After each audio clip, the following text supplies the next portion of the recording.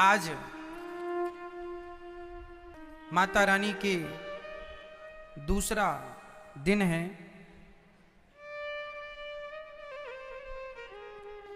मां भगवती को आज ब्रह्मचारिणी के रूप में पूजा जाता है। जब माता पार्वती भगवान शिव को प्राप्त करने के लिए तप कर रही थी, 10,000 वर्षों तक माता पार्वती जी ने बिल्व पत्र खाकर भगवान शिव की आराधना की। तब से ही भगवान शिव को बिल्व पत्र चढ़ाया जाता है। शंकर जी को बिल्व पत्र क्यों चढ़ता है, कोई ये सवाल करे तो इसका उत्तर ये है कि 10,000 वर्षों तक माता पार्वती ने जंगल में रहकर बिल्व पत्र पत्ते खाकर, बेल के जो पत्ते जिन्हें हम बिल्व पत्र कहते हैं, वो खाकर मां भगवती ने शिव की आराधना की। इससे भगवान शिव प्रसन्न हुए और उन्होंने कहा कि मेरी आराधना करके आपने बिल्व पत्र खा खा कर मेरी आराधना की, इस बिल्व पत्र ने आपके प्राणों की रक्षा की, तो अब मैं इसे धारण करूंगा। इसलिए भगवान बिल्व पत्र स्वीकार करते हैं। और भगवान मां भगवती ने जो 10,000 वर्ष तक घोर तप किया, उस समय तप कर रही थी तो वो ब्रह्मचारिणी ही है। तो उस ब्रह्मचारिणी स्वरूप का आज पूजन होता है मां भगवती का दूसरे दिन। इसलिए आज मां भगवती के अनेक रूप हैं, अनेक स्वरूप हैं। भगवान मां भगवती के अनेक नाम हैं, अनेक नाम हैं। उनमें से एक नाम है ब्रह्मचारिणी। और ब्रह्मचारी केवल वो नहीं जो शादी ना करे, केवल आज की भाषा में लोग क्या मानते हैं, जो शादी ना करे उसे लो अरे ये ब्रह्मचारी है। ना जी, शादी करने के बाद भी जो स्त्री अपने पति के अतिरिक्त किसी पर पुरुष को ना देखती हो, और जो पुरुष अपनी पत्नी के अतिरिक्त किसी पराई नारी को ना देखता हो, वो गृहस्थ में रह के भी ब्रह्मचारी ही कहलाते हैं। ये ब्रह्मचर्य है। स्त्री भी ब्रह्मचारी है और पुरुष भी ब्रह्मचारी है। जो अपने गृहस्थ को बड़ी मर्यादा में चलाएं, मर्यादित रहें, वो सब ब्रह्मचारी ही हैं। तो आज के दूसरे दिन की नवरात्रि से हम ये जानें कि मां भगवती हमें ये कहना चाहती हैं कि हम भी ब्रह्मचर्य का पालन करें। कुल मिला के द्वितीयम ब्रह्मचारिणी, प्रथमम शैलपुत्री च द्वितीयम ब्रह्मचारिणी। हमें ब्रह्मचारी बनना चाहिए। आज हम लोगों का विवाह गृहस्थ जीवन क्यों है? गृहस्थ जीवन का अर्थ ये नहीं है कि आप जरूरत से ज्यादा भोगी हो जाएं।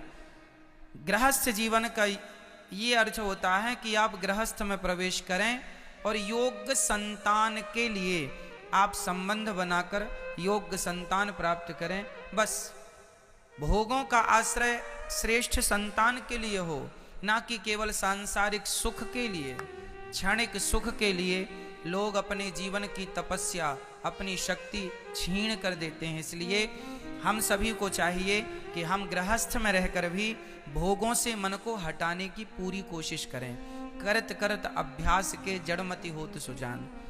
जो आदमी, जो पुरुष और महिला दोनों के लिए हम बोल रहे हैं, जो पुरुष जरूरत से ज्यादा भोग लेता है, वो जरूरत समय से पहले बुढ़ा हो जाता है, समय से पहले बीमारियों का दास होकर के समय से पहले मर जाता है।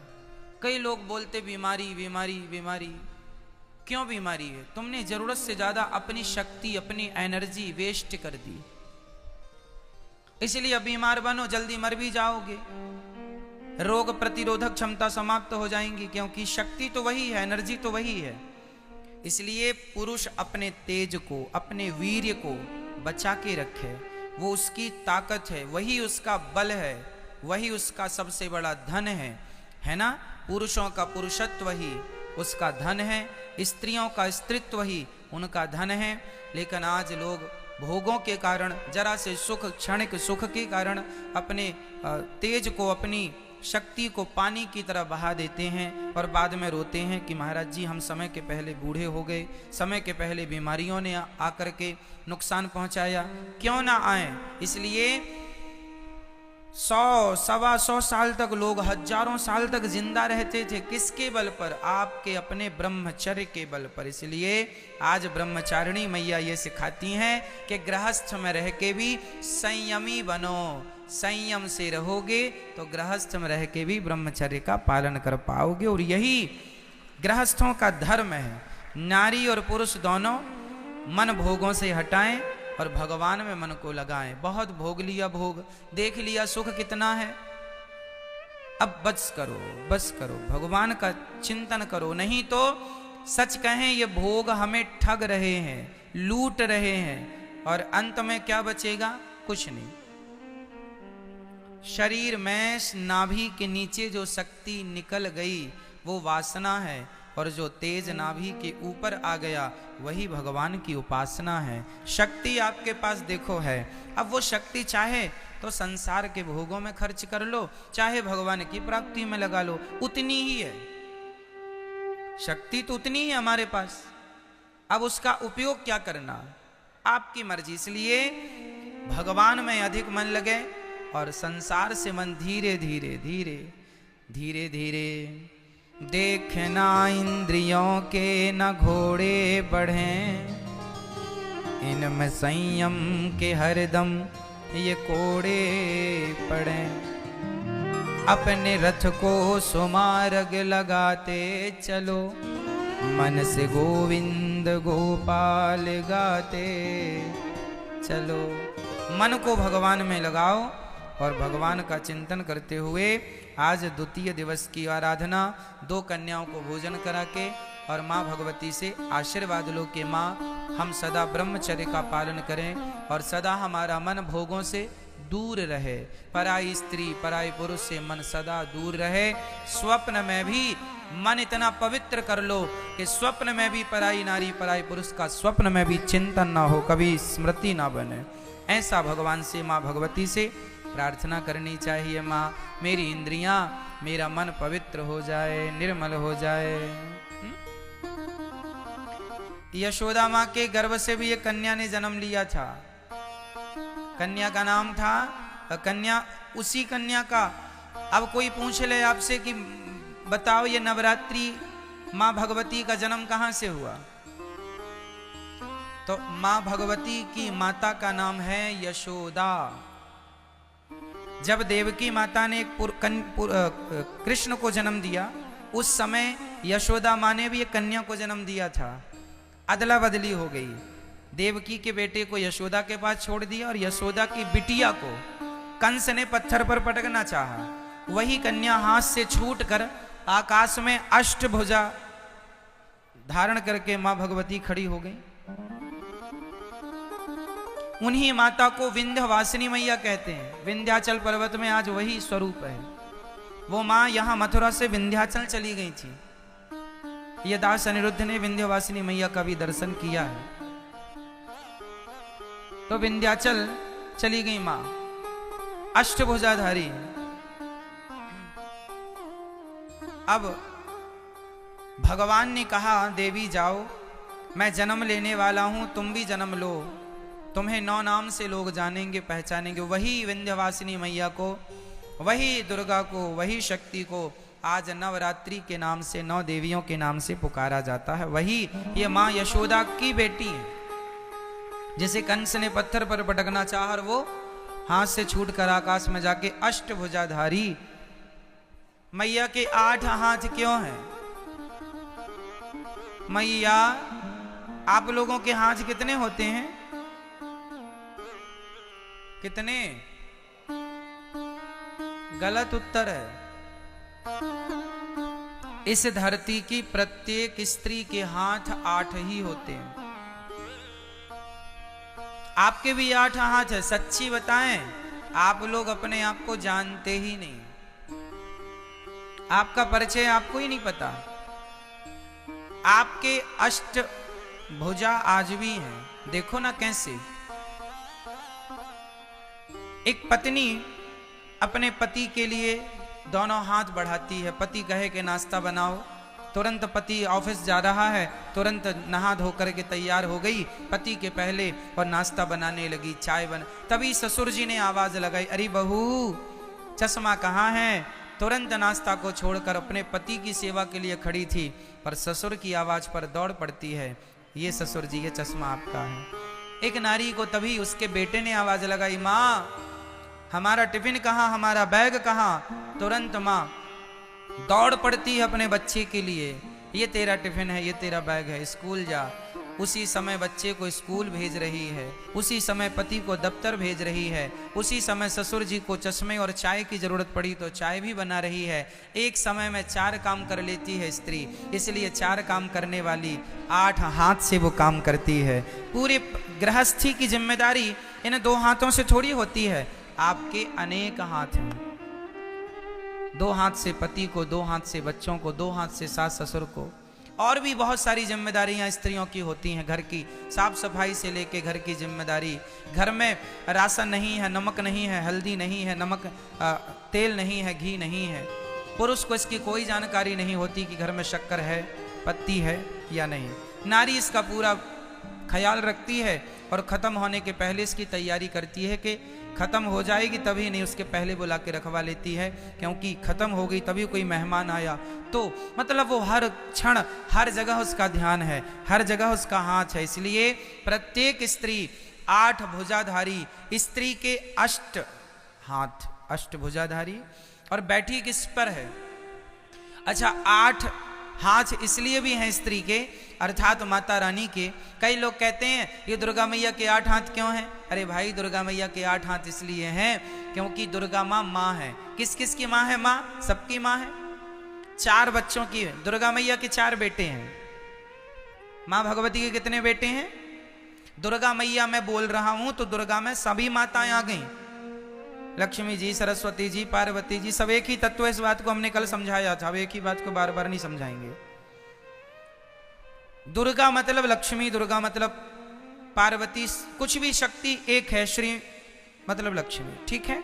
तो माता जी के हम 4 बेटे हैं। हम कितने भाई हैं? 4 भाई। कौन कौन से भाई? पहला भाई ब्राह्मण, फिर क्षत्रिय, फिर वैश्य, फिर शूद्र। हम 4 भाई हैं। 4 भाइयों में बड़े भाई कौन? ब्राह्मण, फिर क्षत्रिय, फिर वैश्य, फिर शूद्र। हम चारों एक ही पिता की, एक ही माँ की संतान है। माँ दुर्गा कहती हैं मेरे 8 हाथ इसलिए हैं क्योंकि ये हाथ मेरे नहीं, मेरे 4 बच्चों के ही मेरे हाथ हैं। ये 4 बच्चों को खड़ा किया जाए तो 8 हाथ होते हैं ना। और माँ कहती हैं कि तुम चारों ब्राह्मण, क्षत्रिय, वैश्य, शूद्र, तुम जिस दिन संगठित हो जाओगे उस दिन तुम शेर की भी सवारी कर लोगे। क्या मजाल किसी की कि तुम्हारी तरफ कोई आंख उठाकर देख ले, लेकिन तुम तो बटे हो ना आपस में, जातवाद में। इसलिए लोग आके हम पर हुकूमत करते हैं, हमें कहीं कोई लूट ले जाता है, कोई हमें गुलाम बना लेता है ना। आक्रांता के लूट गए, गुलाम बनाया। क्यों? क्योंकि हम लोगों को आपस में लड़ने की बीमारी है। हम लोग तो इस बात पे लड़ते हैं, अरे हम ब्राह्मण हैं, हम क्षत्रिय, हम वैश्य हैं, शूद्र हैं। अरे पगले, तुम चारों एक ही बाप की संतान हो। ये झगड़ा करने को कहा किसने? वेदों में तो कोई झगड़ा नहीं है। वेदों में तो ब्राह्मणोश्य मुखमासीद बाहु राजन्यः कृतः ऊरु तदस्य जत वैश्यः पदभ्यांगुं शूद्रो अजायत। एक ही वेद में एक ही जगह पर चारों की उत्पत्ति बताई है, एक से, श्रीमन नारायण से, ब्राह्मण, क्षत्रिय, वैश्य, शूद्र। हम चारों एक हैं। कोई छुआछूत हमारे भारत में नहीं है, लेकिन आज के कुछ मूर्ख लोग छुआछूत की भावना भी रखते हैं। क्या भगवान श्री राम ने छुआछूत रखी शबरी माता से? शबरी माता भी तो कोल भीलों की बेटी हैं। क्या राम जी ने छुआछूत रखा? नहीं जी। जब भगवान छुआछूत नहीं रखते तो हम कौन होते हैं? परमात्मा की मर्यादा का उल्लंघन करने वाले। इसलिए इंसानियत से प्यार करो, इंसानों से प्यार करो, जो सनातनी है उनसे प्यार करो, जो आपके अपने हैं उनसे प्यार करो, और एक दूसरे की तरक्की से प्रसन्न रहो। ये नहीं कि वो तरक्की क्यों कर गए तो आप जलने लग जाओ, कोई फायदा नहीं। हमें प्रसन्न रहना चाहिए कि हमारा अपना है। और जातवाद का जहर घोल दो मेरी माँ, अर्थात नष्ट कर दो जातवाद का जहर, खत्म कर दो। नहीं तो ये जातवाद का जहर घोल घोल के आपस में हम लोगों को लड़ा लड़ा के, और आक्रांताओं ने सोचिए कितने 100 वर्षों तक राज्य किया। 700 साल तक गुलाम रहा भारत, कुछ अंग्रेजों से, कुछ मुगलों से। गुलामी की हमने। क्यों गुलामी की? क्योंकि वो यही कहते थे फूट डालो शासन करो। आपस में लड़ाते थे हम लोग, जातवाद पे लड़ते। बड़ा राजा, अरे मैं क्षत्रिय हूं, छत्री छत्री लड़ जाते थे आपस में। यदि भारत के राजा आपस में लड़े ना होते ना तो क्या मजाल किसी की कि भारत की तरफ आंख उठा के देख लेता। विडंबना तो ये थी कि हमारे अपने लोग लड़ते। झांसी की रानी पर अंग्रेजों ने जब कब्जा कर लिया झांसी के किले पर, तो क्यों कर लिया? क्योंकि झांसी की रानी के अपने कुछ मंत्री गद्दार हो गए थे। उन्होंने बता दिया कि यहां से आओ, ये तैयारी लो। जयचंद्र जैसे लोग यहां पाए जाते हैं। भारत में कहते हैं ना दूसरों से लड़ा जा सकता है मेरी मां, अपनों से नहीं लड़ा जा सकता। एक कुल्हाड़ी ने जंगल काटना शुरू किया तो एक पेड़ ने कुल्हाड़ी से कहा, अरे कुल्हाड़ी हमें क्यों काटती है, हमने तेरा क्या बिगाड़ा है? पेड़ ने, वृक्ष ने कुल्हाड़ी से कहा, अरे बहन कुल्हाड़ी तूने पूरा जंगल उजाड़ दिया, हमारे पुत्र पौत्रादि सारे बच्चों को तूने नष्ट कर दिया। कुल्हाड़ी बहन हमने तेरा क्या बिगाड़ा है, तू हमें क्यों काट रही है? कुल्हाड़ी ने मुस्कुराते हुए कहा, पेड़ भाई साहब मेरी क्या ताकत थी कि मैं तुम्हें काट सकती थी, तुम्हारे अपनों ने ही मेरा सहयोग किया है, इसलिए मैं तुम उजाड़ रही हूं, तुम्हें काट रही हूं। कैसे? अरे कुल्हाड़ी में लकड़ी का हिस्सा होता है, देखा होगा, डंडा लकड़ी का। अरे जंगलों को काटने का किस्सा ही ना होता यदि कुल्हाड़ी के पीछे लकड़ी का हिस्सा ना होता। क्या बताएं, अपनों ने लूटा है हमें, गैरों में कहां दम था। मेरी कश्ती तो वहां डूबी जहां पानी कम था। अपनों ने बहुत कुछ बिगाड़ा है मेरी माँ। चलो कोई बात नहीं, पुरानी बातों को ना करें। अब हम प्यार से रहें, भाईचारे से मिलजुल के रहें, कोई जहर ना हो जातवाद का, ऊंच नीच का। प्यार से इंसानियत के नाते सबसे रहो मिलजुल के।